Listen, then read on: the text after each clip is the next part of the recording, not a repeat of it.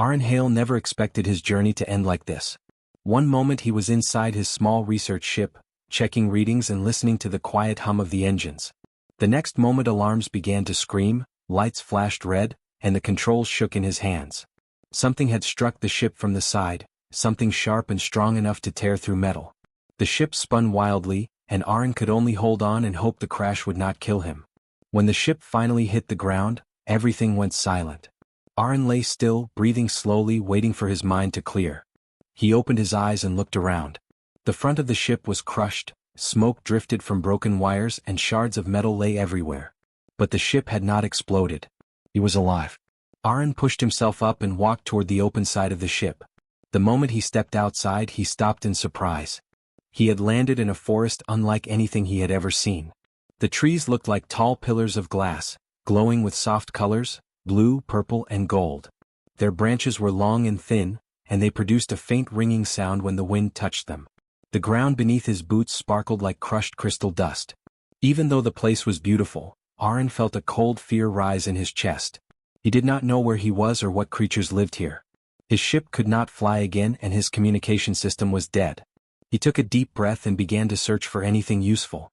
As he moved through the glowing forest, he noticed the air was warm and carried a sweet smell. Strange insects floated like tiny lights. He heard no birds, no animals, only the soft ringing of the crystal trees. It was peaceful, but the silence made him nervous. Arin found a broken supply box and opened it. Inside were a few tools, some food bars, and a small energy lantern. He picked them up and kept walking. He needed to find shelter before night came.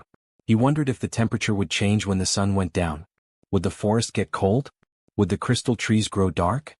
While he walked, he felt something watching him. He stopped and looked around. The forest looked empty. But the feeling did not leave. Then he heard a sound, a soft tapping like claws touching stone. Arin slowly turned. Between two crystal trunks stood a tall figure. It was not human. Its body was covered in smooth, dark plates that reflected the glowing forest light. It had long limbs and large eyes that shone like silver. Its shape was insect-like, but its posture was calm and steady. Arin froze. He did not want to run. Running might start a chase. He raised his hands slowly to show he meant no harm. The creature tilted its head, studying him. It did not growl or attack. Instead, it made a soft humming sound, a sound almost musical like a greeting. Arin swallowed. "Hello," he said quietly, unsure if the creature understood. The creature blinked slowly, then stepped aside. Two more figures appeared behind it. They were similar, but one was slightly taller and had glowing markings along its arms. That one walked forward with a graceful, confident movement. Arin felt a strange instinct. This one was important. Maybe even a leader. The tall one spoke, but the words were not human. The voice was soft, layered, and almost like singing. Arin did not understand, but he sensed no anger. The tall creature pointed at his ship, then at him, then made a gesture like a question. Arin nodded carefully. "Yes, my ship crashed. I need help." The tall creature watched his face for a long moment. Then it stepped closer and touched the ground with its long fingers.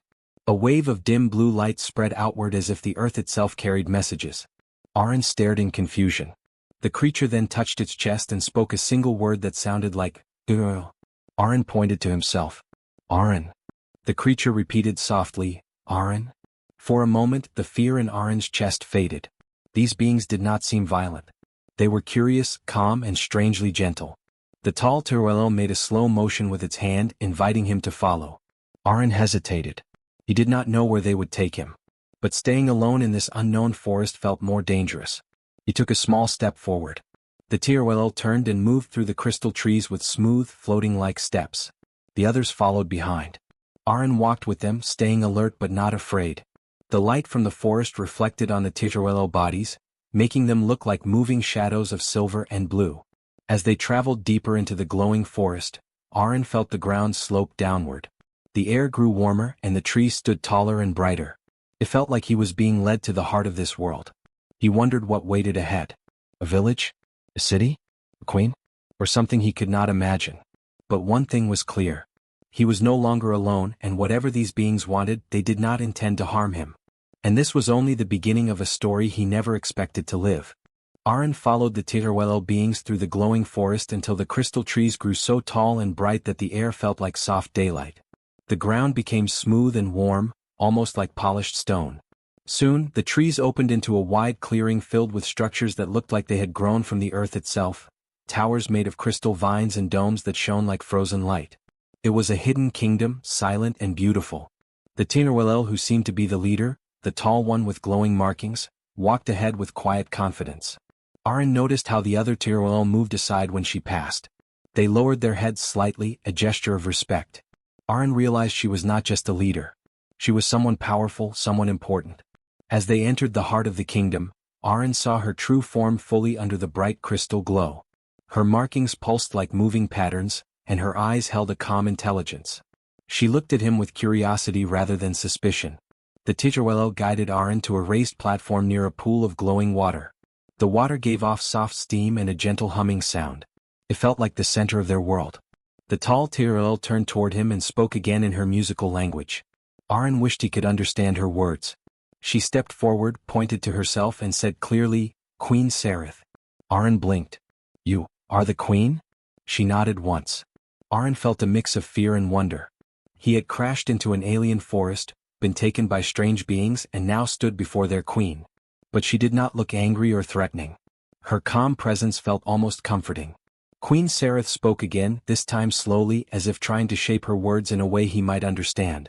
She placed one hand on her chest, then reached the other hand toward him, palm open. Arin hesitated but gently touched her palm. The moment their hands met, a wave of blue light spread across the pool beside them.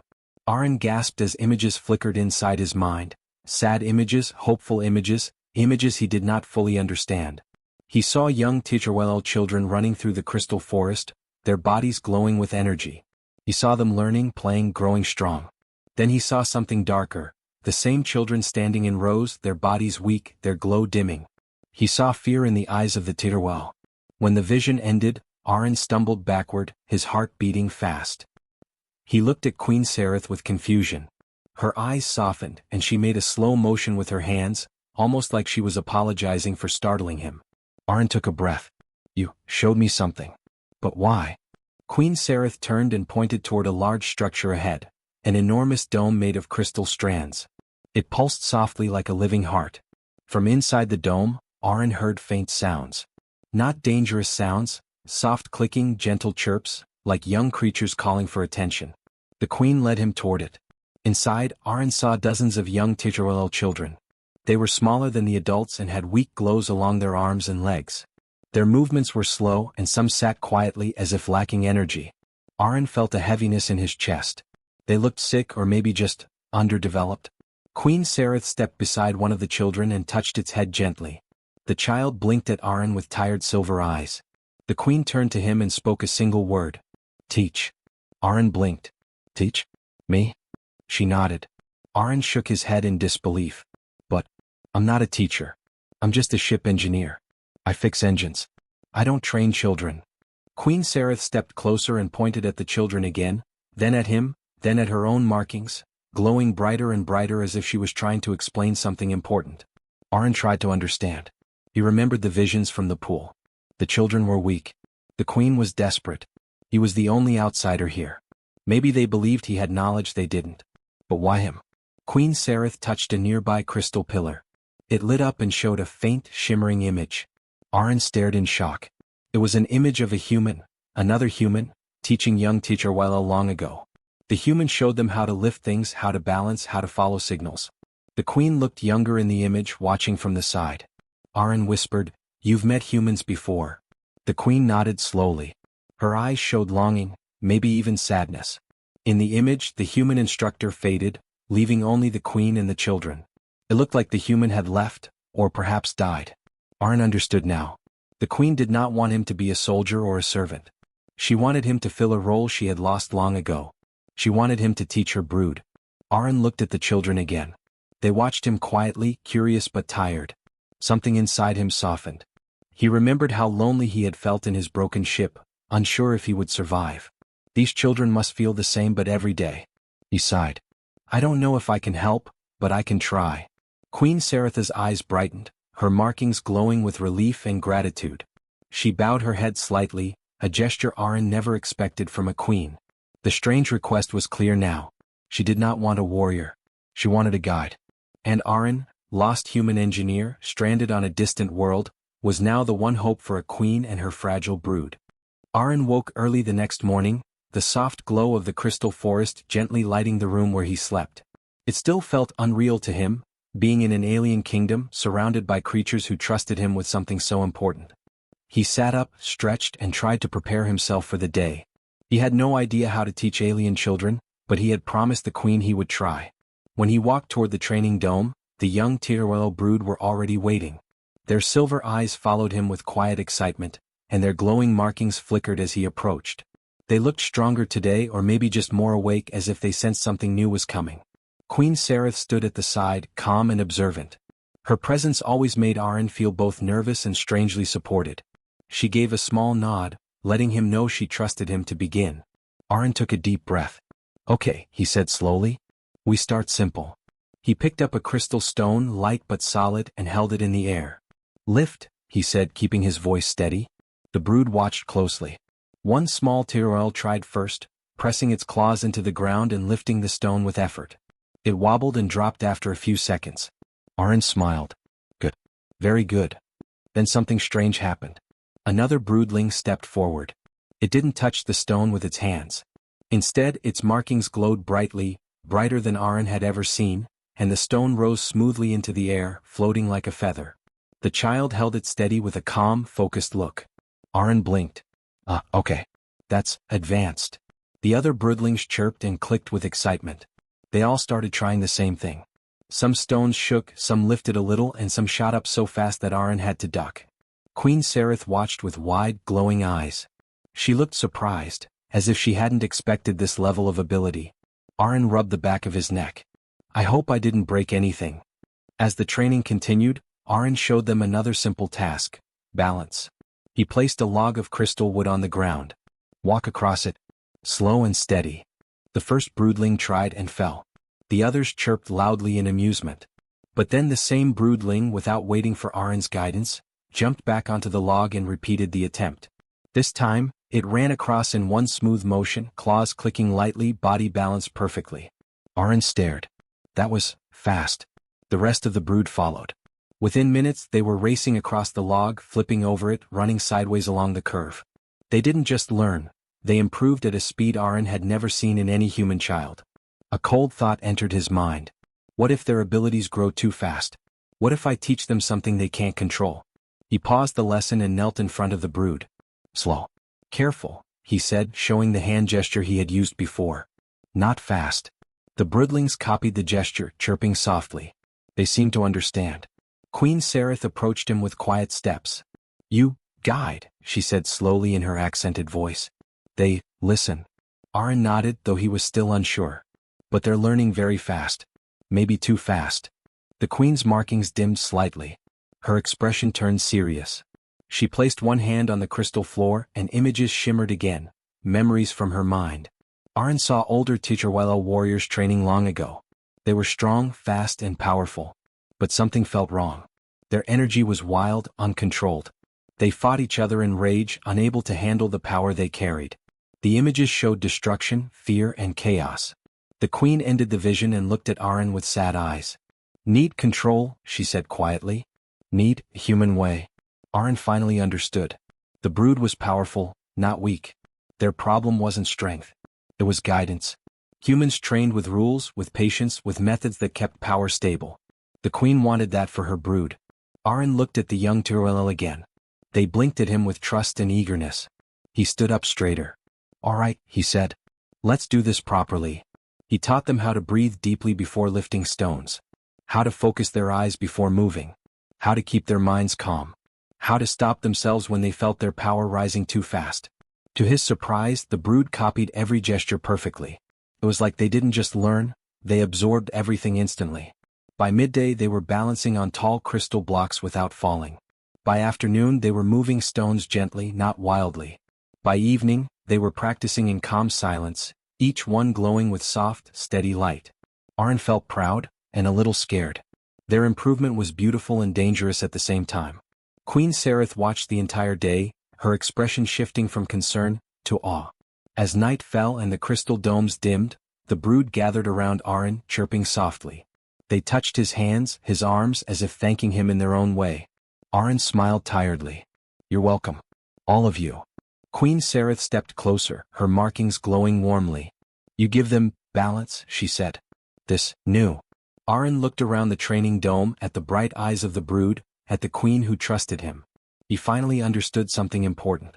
He was not here to fix machines. He was here to shape lives. And the brood, learning faster than any species he had ever seen, was changing not just because of him. They were changing with him. Arin woke to a deep, rumbling sound that shook the crystal walls around him. At first, he thought it was part of the forest shifting again, but then the alarm bells echoed through the hive, low, heavy tones that made his skin prickle. He rushed outside into the glowing pathways, where the broodlings were already gathered, their silver eyes wide with worry. Queen Sereth stood at the highest platform, her glowing markings dim with fear. When she noticed Arin, she motioned him closer. Her voice was tense and uneven. "Threat, coming. Not HFY. Not friend." Before Arin could ask anything, the ground trembled again. The crystal trees swayed as shadows moved across the sky. When he looked up, his breath caught in his throat. 3 dark ships hovered above the forest. Their design was sharp and predatory, nothing like the smooth shapes of HFY structures. They scanned the ground with red beams that pulsed slowly, hungrily. Arin whispered, "Who are they?" The queen's eyes narrowed. "Hunters. They take rare. They take young." A cold feeling spread through Arin's chest. They had come for the brood. The broodlings huddled closer to him, their small bodies trembling. They understood the danger even without words. Arin knelt beside them, trying to keep his voice steady. "Stay close. Don't run. You're not alone." The ships opened their lower bays, revealing metal pods that dropped like falling stones. They crashed into the crystal forest, sending shards flying. From the pods stepped tall armored creatures with black helmets and long spear-like weapons. Their armor reflected the forest light, and they moved with cold purpose. Queen Sereth's markings flared. "They come for power," she whispered. "For brood that learned too fast." Arin's heart pounded. If the hunters took even one broodling, the queen's entire species would be threatened. He looked at the small 2-year-old children, creatures he had seen laugh, tumble, learn, and trust him. They weren't powerful monsters. They were just young ones trying to grow. Arin stood up. "Tell me what to do." The queen blinked, surprised by his courage. But she didn't hesitate. She placed a hand on the crystal floor, sending an image into his mind, tunnels beneath the forest, glowing with blue light. A safe place. A hidden escape path that led far from the hunter's scanners. "Take brood," she said. "Protect. Hold them back." Arin stared in shock. "You can't fight them alone." But the queen's expression hardened. "I must. My brood, live." Before Arin could argue more, another explosion shook the forest. One of the hunters had spotted their location and was moving toward them. Arin made his choice. He clapped his hands sharply, gaining the brood's attention. "Come on. Follow me, quick." They rushed after him, their claws clicking against the crystal paths. Arin guided them through the narrow hallways, ducking under fallen branches and glowing vines. Behind them, the hunters shouted commands in a harsh metallic language. A spear struck the ground near Arin's foot, sending sparks flying. The broodling screamed in fear. Arin grabbed the closest one and pulled it forward. "Keep moving. Don't look back." The group reached a crystal tunnel entrance covered in thick vines. Arin yanked them aside and led the brood down the sloping passage. The air inside glowed faint blue, lighting their way. The broodlings stayed close to him, bumping against his sides as they hurried deeper. From above, they heard distant clashes, sharp impacts, the queen's roar, the sound of crystal shards breaking. The broodlings whimpered at the noise. Arin forced a brave smile. "She's strong. She's buying us time." But inside he felt sick with worry. The tunnel opened into a hidden chamber shaped like a giant blue flower. It was safe, quiet, untouched. The broodlings huddled in the center, shaking. Arin walked among them, checking each one, counting them again and again to make sure none were missing. Then he heard footsteps behind him. He spun around, heart racing, only to see Queen Sereth stumble into the chamber. Her glowing markings flickered weakly, and deep scratches ran along her arms. But her eyes were focused and sharp. Close," she said with difficulty. "We fight, together." Arin swallowed hard. He was not a soldier.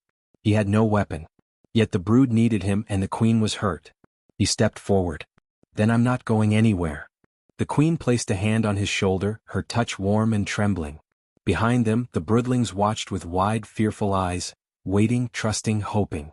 Outside the chamber, the hunter's heavy footsteps echoed closer. Arin took a deep breath. For the first time since he had crashed on this strange planet, he understood something clearly. This wasn't just the queen's fight. This was their fight. A human and an alien queen, protecting a brood that learned too fast for the galaxy. Together they stood between innocence and danger. And the threat from outside was about to meet a defense it had never expected. Kai woke early, long before the first glow of the crystal trees. He had grown used to the soft hum that came from their roots, a sound that felt almost like a song. Today felt different. Something in the air felt heavy, like the world was waiting for him to stand up and do something important. Months had passed since his crash. Months since the alien queen had taken him into her shimmering kingdom beneath the crystal forest. What began as fear had changed into an unexpected bond. She had asked him to train her brood, small bright-eyed young ones who learned faster than anything he had ever seen. And somehow he had done it. He had turned frightened creatures into thinkers, planners, and defenders. Now the brood was no longer small.